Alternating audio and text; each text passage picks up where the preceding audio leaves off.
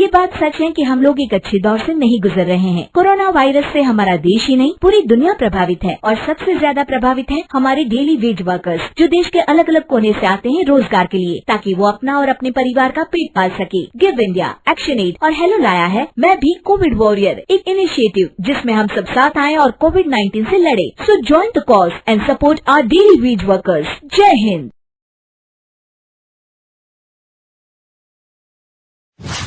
रजनी को बचपन से ही पेंटिंग का बहुत शौक था। वो हमेशा से ही पेंटर बनना चाहती थी, पर उसके माँ और पिताजी ने उसको कभी भी इस चीज के लिए सपोर्ट नहीं किया और उसकी शादी नीरव से हो गई। नीरव रजनी को बहुत प्यार करता था, पर रजनी हमेशा चुपचाप ही रहती। वो इस शादी से खुश नहीं थी। वो ये शादी नहीं करना चाहती थी। उसे तो हमेशा से पेंटर जो बनना था। अपने इस सपने को वो नहीं पूरा कर पाई, इसलिए वो हमेशा उदास रहती थी। रजनी, बहुत ही बढ़िया फिल्म लगी है, कल देखने चले? नहीं जी, कल मुझे बहुत काम है, मैं नहीं जा पाऊंगी। अच्छा तो कोई बात नहीं, संडे को चलते हैं।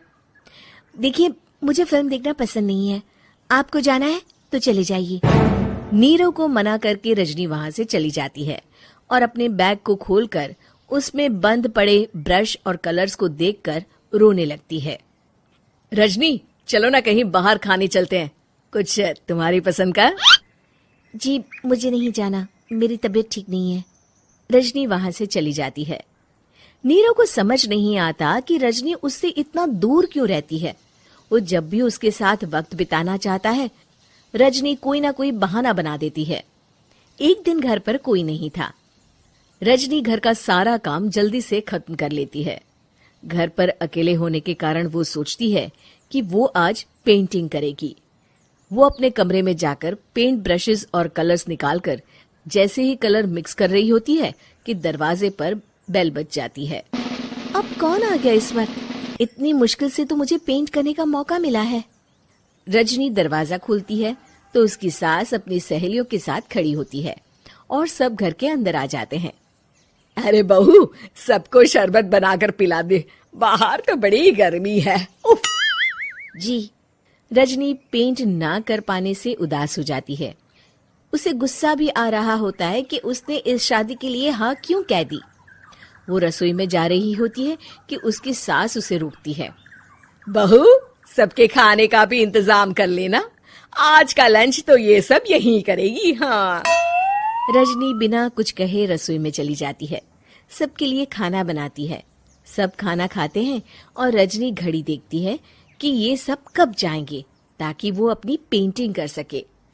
जब शाम होती है तब सब चले जाते हैं अपने घर। अरे बहू, सब तेरे खाने की तो बहुत तारीफ कर रहे थे, सबको बहुत अच्छा लगा खाना। आपको मुझे सुबह बताना चाहिए था ना कि आपकी सहेलियां आ रही हैं। पता भी है कितना वक्त लगा सारा खाना बनाने में। अरे बहू, तू ऐसे कैसे बात कर रही है मुझसे? तो और कैसे बात करूं? मैं इस घर की कोई नौकरानी नहीं हूं कि इतना काम करूंगी। रजनी अपने कमरे में जाकर दरवाजा बंद कर लेती है। शाम को जब नीरव आता है तो उसकी माँ उसे पूरी घटना के बारे में बताती है। क्या रजनी ने आपसे इस तरह बात की माँ? हाँ, और पता नहीं उसे क्या हो गया है, शाम से बाहर भी नहीं आई है। मैंने तो कई बार आवाज दी, खाना भी नहीं खाया उसने। तू ही बात करके देख ले बेटा। नीरव अपने कमरे का दरवाजा खटखटाता है। रजनी, दरवाजा खोलो, मैं हूं। रजनी दरवाजा खोलती है और फिर वापस जाकर अपने बिस्तर पर लेट जाती है। रजनी, माँ से बात करने का ये क्या तरीका है? मैंने कोई गलत बात नहीं की है। अरे तुम क्यों ऐसे बर्ताव कर रही हो सबके साथ? क्या तुम इस शादी से खुश नहीं हो? रजनी कुछ नहीं बोलती। अरे बताओ मुझे रजनी, क्या ये शादी तुम्हारी मर्जी के खिलाफ हुई है? हाँ, मैं ये शादी कभी नहीं करना चाहती थी।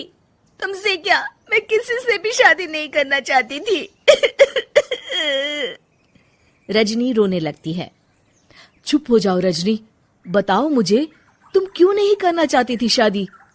रजनी बेड के नीचे से अपने पेंटिंग्स, कलर्स, ब्रश, पेपर्स निकालती है। इतने में उसकी सास भी कमरे में आ जाती है। ये देख रहे हो, ये थे मेरे सपने।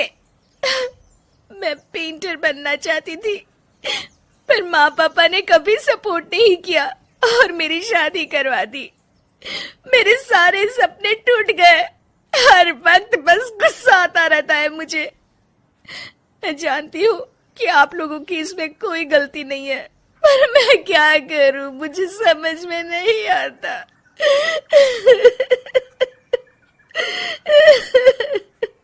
रजनी फूट फूट कर रोने लगती है।